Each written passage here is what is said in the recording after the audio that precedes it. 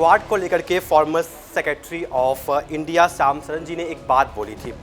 The Quad is not alliance against China but an expression of the collective will of like minded democracy to ensure a rule based order in the Indo Pacific region. यानी Indo Pacific, हिंद महासागर से लेकर के प्रशांत महासागर तक। और आज हम इस क्वाड की बात क्यों कर रहे हैं? आज क्वाड हमारे इस शो में, हमारे इस वीडियो में इतना खास क्यों है? क्योंकि आज होती है क्वाड फॉरेन मिनिस्ट्री की बैठक। यानी जो क्वाड, जो 4 देश है, ऑस्ट्रेलिया, इंडिया, जापान और अमेरिका, चारों विदेश मंत्री आज नई दिल्ली के हैदराबाद हाउस में मिलते हैं और इस बैठक करते हैं। बैठक के बाद वो कई सारे बयान देते हैं, यानी कलेक्टिव बयान जिसे कहा जाता है कि चारों जिस पे सहमत हो और आगे जो फ्रेमवर्क जो अपनाएंगे यानी इंडो पैसिफिक रीजन में वो होगा। तो आज बात करें तो आज दिन है 26 मई, दिन मंगलवार, और आज ये जो मीटिंग हुई है इसमें 4 देशों के विदेश मंत्री आए हुए थे, जैसे कि मार्को रूबियो अमेरिका के, एस जयशंकर इंडिया, और पेनी वोंग ऑस्ट्रेलिया के, और तोशिमित्सु मोटेगी यानी जापान के। ये 4 देशों के विदेश मंत्री जो क्वाड के सदस्य हैं, इन्होंने आज इस बैठक में क्या कुछ बयान दिया है। और ये क्वाड इस बार अगर देखा जाए तो इससे पहले जो मीटिंग होती थी वो बिल्कुल ही अलग थी। जैसे मैंने स्टार्टिंग में ही एक लाइन बोला कि it is not alliance against the China but the expression of the collective will like a minded democracy. यानी ये क्वाड, जैसे कि हमेशा से चाइना कहता आया है कि जो ये क्वाड है वो हमारे खिलाफ है इंडो पैसिफिक रीजन में हमें घेरने के लिए, लेकिन आज जो फैसला लिया गया खासकर चारों देशों के द्वारा जो बयान दिया गया, इसमें ये साफ दिखता है कि भारत, जापान, ऑस्ट्रेलिया और अमेरिका, अब जो ये पहले कहा था कि नहीं ये चाइना के खिलाफ नहीं है, लेकिन आज कुछ बयान ऐसे दिए गए जिसमें ऐसा लगता है कि हाँ ये चाइना के खिलाफ हो सकता है। जैसे कि रेयर अर्थ मिनरल पे बात की गई। आपको जैसा सबको पता है कि 90% रेयर एंड अर्थ मिनरल पर एक का अधिकार है सिर्फ और सिर्फ चाइना का। इससे पहले जब टैरिफ वॉर चल रहा था, डोनाल्ड ट्रंप ने चाइना के ऊपर कई सारे टैरिफ लगाए थे, फिर दोबारा रेयर अर्थ मिनरल को एक्सपोर्ट पे रोक लगा दिया गया। उसके बाद जिस तरीके से दोबारा टैरिफ कम कर दी गई, 35% टैरिफ ला दिया गया, तो यहाँ पे देखा गया कि यानी चाइना का डोमिनेंस कितना है रेयर अर्थ मिनरल पे। तो आइए हम एक एक करके आपको बताते हैं कि आखिर आज क्वाड की मीटिंग में क्या क्या हुआ। तो सबसे पहले बात करते हैं मैरीटाइम सिक्योरिटी, यानी जिसका नाम ही है इंडो पैसिफिक। जो क्वाड बना है इंडो पैसिफिक को लेकर के बना, जैसा कि मेरे पास ये मैप है इंडो पैसिफिक रीजन का, एक तरफ इंडो एक तरफ पैसिफिक, यानी जो अमेरिका, जापान, ऑस्ट्रेलिया और इंडिया, ये जो 4 देश हैं इनको मिलकर क्वाड बना गया। 4 इसके समूह हैं। इससे पहले यानी ये क्वाड जो बना था 2007 में बना था, फिर बीच में बंद हो जाता है, फिर 2017 जब डोनाल्ड ट्रंप दोबारा एक बार सत्ता में आते हैं उसके बाद ये रिवाइवल होता है। उसके बाद कई सारी मीटिंग्स होती हैं, लेकिन आज की मीटिंग में आखिर क्या निष्कर्ष आया और चाइना को लेकर के क्या कहा गया, ईरान युद्ध को लेकर के क्या कहा गया चारों विदेश मंत्रियों के द्वारा, इसे आज सबसे पहले समझते हैं। तो सबसे पहले जो प्रमुख घोषणाएं की गई, चारों देश मिल के घोषणाएं की, वो थी अब मैरीटाइम सिक्योरिटी, यानी Indo Pacific maritime surveillance corporation institute launch किया गया। यानी कि इंडो पैसिफिक जो मैरीटाइम सर्विलांस कॉर्पोरेशन इंस्टीट्यूट, यानी जो एक दूसरे से इंटेलिजेंस शेयर की जाएगी। यानी जो 4 देश हैं, अगर जापान की तरफ कुछ हो रहा है, इधर इंडिया है, फिर इंडिया के बाद जापान आता है, जापान की उस तरफ फिर अमेरिका आता है, यानी ये चारों देश एक दूसरे से जो इंटेलिजेंस शेयरिंग होगी उसको रोकेंगे। और चाइना हमेशा से ये कहता आया है कि जो क्वाड बना है वो हमारे खिलाफ बना है, जो हमारे इंडो पैसिफिक पे जो हमारी हम कर रहे हैं उसके खिलाफ बना गया है। लेकिन भारत हमेशा से कहा गया है ये कोई मिलिट्री अलायंस नहीं है, ये हम सिर्फ और सिर्फ जो डेमोक्रेसी कंट्रीज़ हैं उनको लेकर के, उनके नेशनल इंटरेस्ट को देखते हुए, वर्ल्ड के नेशनल इंटरेस्ट को देखते हुए इसे हम बनाए हैं। उसके बाद आते हैं कि Indo Pacific maritime domain awareness को और मजबूत किया जाएगा। भारत ने इंडियन ओशन रीजन में इंफॉर्मेशन फ्यूजन सेंटर के जरिए अपनी भूमिका बढ़ाएगी। भारत ने ये साफ कहा गया है। क्वाड देश मिलकर कॉमन ऑपरेशन पिक्चर बनाएंगे। पूरे इंडो पैसिफिक में समुद्री निगरानी बढ़ेगी, यानी पूरे जो इंडो पैसिफिक का रीजन है उसमें चारों देश मिलकर काम करेंगे, जो इंटेलिजेंस शेयरिंग होगी उसको करेंगे और पूरी निगरानी तरीके से की जाएगी। ये सब बात की गई आज की जो फॉरेन मिनिस्ट्री की मीटिंग थी।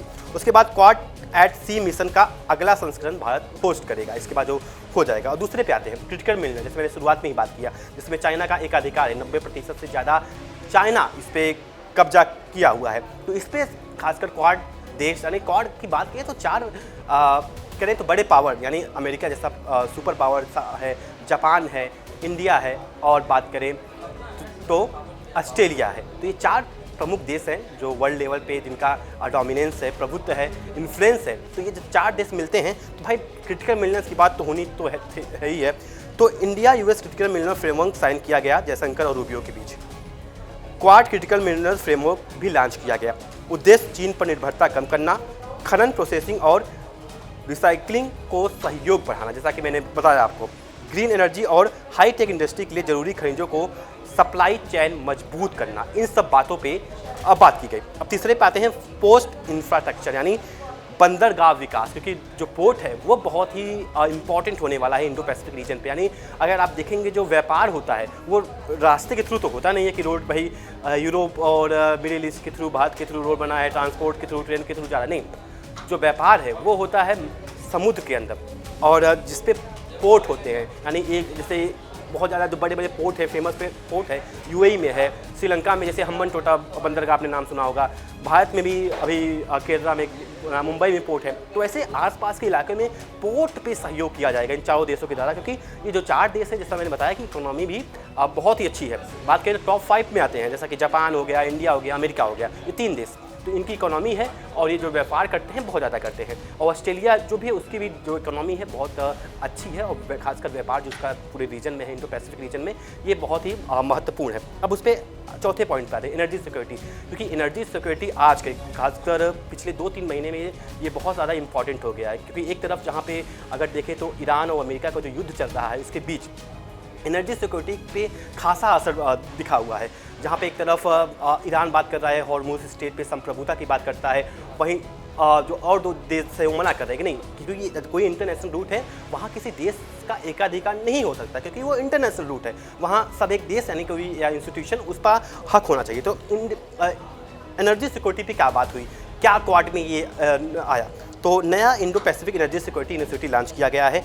टेक्नोलॉजी, पॉलिसी, इमरजेंस रिस्पांस और मार्केट एनालिसिस पर सहयोग किया जाएगा। स्टेट ऑफ हॉर्मुज़ बंद होने से ऊर्जा संकट पर चर्चा, जैसा मैंने बात कहा कि क्वाड देशों ने स्टेट ऑफ हॉर्मुज़ पे बात की, क्योंकि ये सिर्फ ईरान और अमेरिका का मामला नहीं है, बल्कि ये सभी देशों का मामला है। तो सभी देश जो चाहते हैं कि आएँ, एक टेबल पर बैठें और इस पर चर्चा करें। अब बात करते हैं वेस्ट एशिया पर स्टैंड की बात की जाए, क्योंकि बात करें तो ये जो युद्ध है वो अमेरिका और ईरान के बीच है। अमेरिका के विदेश मंत्री मार्को रूबियो भारत आए हुए हैं और वो क्वाड के सबसे बड़े सदस्य भी हैं।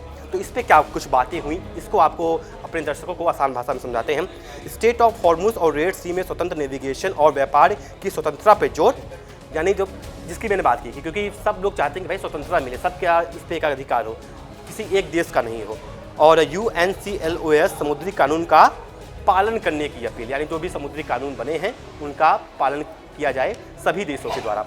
अब आगे चलते हैं। टोल सिस्टम और जहाज़ों पर हमलों की निंदा की गई, ये सभी देशों के द्वारा की गई। क्वाड के जो सब मिल के जो किए उस पर उन्होंने ये बात की। उसके बाद डिप्लोमेसी से अस्थायी शांति की उम्मीद, यानी इन्होंने की कि भाई जी जो हम अब उम्मीद कर रहे हैं शांति की वो होगी डिप्लोमेसी के थ्रू, ना कि युद्ध के थ्रू। लीडर के मुख्य बयान क्या है, मार्को रूबियो ने क्या कहा, क्वाड को टॉक फोरम से एक्शन फोरम बनाना है, मैरीटाइम सर्विलांस, क्रिटिकल मिनरल्स और पोर्ट इंफ्रास्ट्रक्चर पर बड़े ऐलान, जैसा कि मार्को रूबियो ने कहा। एस जयशंकर जो कि इंडिया के फॉरेन मिनिस्टर हैं, उन्होंने कहा कि हम खुद को मजबूत करेंगे और दूसरों को भी मदद करेंगे। इंडो पैसिफिक में मैरीटाइम सिक्योरिटी और इकोनॉमिक चॉइस पर फोकस किया जाएगा। वहीं पेनी वोंग ऑस्ट्रेलिया के विदेश मंत्री ने कहा ये बहुत सुनने है, क्योंकि इंडो पैसिफिक में आर्थिक तनाव बहुत ज़्यादा है, हॉर्मुज़ बंद होने से समस्या बढ़ी है, ये इन्होंने बात किया। और वहीं जो जापान के विदेश मंत्री हैं उन्होंने क्या कहा, उन्होंने कहा कि quad vital framework free and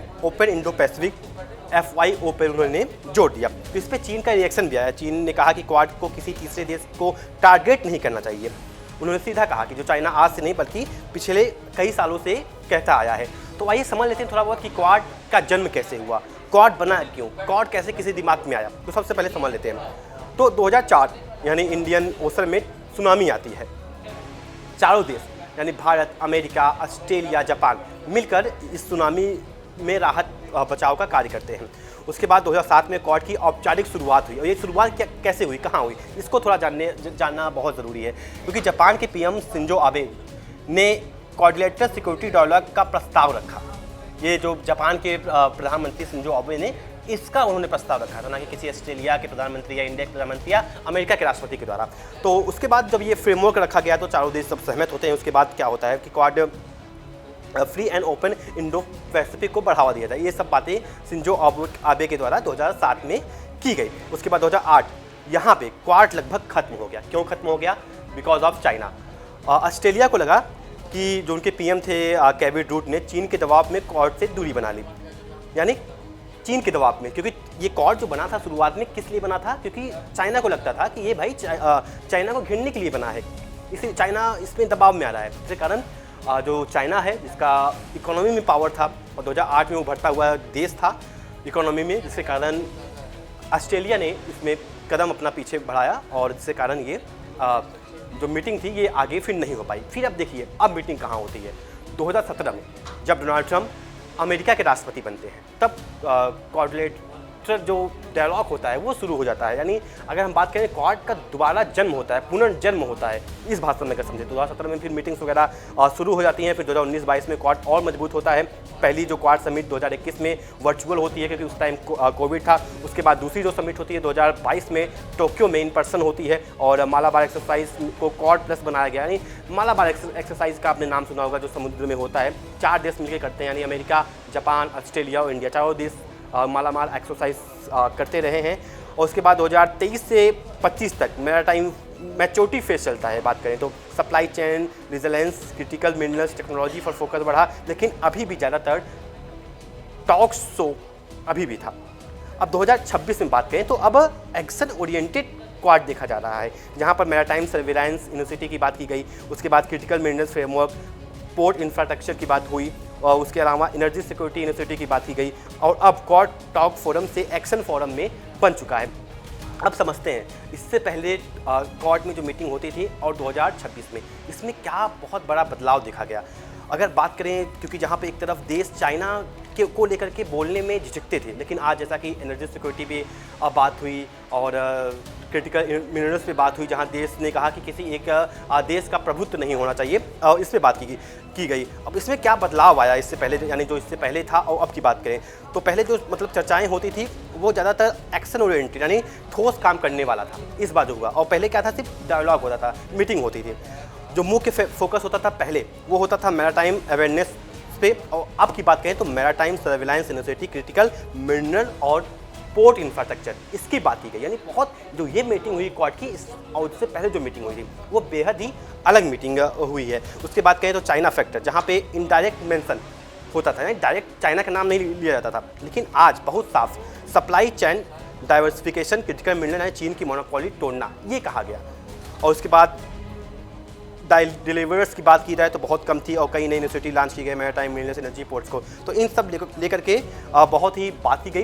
जैसा कि आपने देखा कि इस बार जो क्वाड था मीटिंग थी, जो सामने निर्णय आया वो बहुत ही अलग दिखा गया। जैसा आपको पता है कि क्वाड का जो जन्म हुआ, जैसा मैंने बताया 2007 में, फिर 2008 में चाइना के दबाव के कारण ऑस्ट्रेलिया पीछे हुआ, क्वाड टूट गया। फिर जब डोनाल्ड ट्रंप दोबारा देश के अमेरिका के राष्ट्रपति बनते हैं तो क्वाड दोबारा जन्म होता है। अब देखना दिलचस्प होगा, क्योंकि जब से ट्रंप सेकंड में क्वाड को इतना अहमियत नहीं मिल रही थी, लेकिन जिस तरीके से मार्को रूबियो अब भारत के 4 दिवसीय दौरे पे आते हैं, और सिर्फ क्वाड के लिए नहीं आते, क्योंकि क्वाड चाहते वो ट्यूसडे को भी आ सकते थे, यानी आज के दिन, लेकिन उससे पहले 3 दिन पहले आते हैं और भारत के साथ जो रिश्ता था उसको मजबूत करने की कोशिश रही है। जिस तरीके से डोनाल्ड ट्रंप ने भारत को लेकर के बहुत बड़ी बातें कही, चाहे वो टैरिफ को लेकर के हो, चाहे वो बहुत चीज़ बातें की गई, लेकिन फिर मार्को रूबियो जो टॉप डिप्लोमेट हैं, विदेश मंत्री हैं, सेक्रेटरी ऑफ स्टेट है अमेरिका के, वो आते हैं और भारत के साथ द्विपक्षीय बात करते हैं।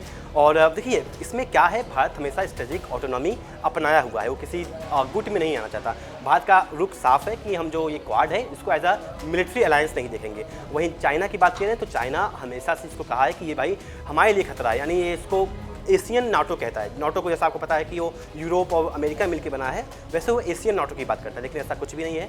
इंडिया हमेशा से अपनी संप्रभुता, अपनी स्ट्रेटेजिक ऑटोनॉमी को मेंटेन करके चलता है। फिलहाल हमारी इस खास वीडियो में अभी तक के लिए इतना ही, और आपको ये क्वाड का जो विश्लेषण ये कैसा लगा, इसको लेकर के आप क्या कुछ सोचते हैं, और इस बार जो निर्णय लिया गया पहले से बिल्कुल अलग था, इसको लेकर के आपका क्या कुछ राय है, अपना राय कमेंट सेक्शन में जरूर बताएं। तब तक के लिए नमस्कार। देखिए इंडिया डेली 24/7 अब आपकी स्मार्ट टीवी पर। इंडिया डेली मौजूद है सभी डिजिटल प्लेटफॉर्म पर लाइव और लगातार। इंडिया डेली 24/7 हर दिन राष्ट्र को समर्पित।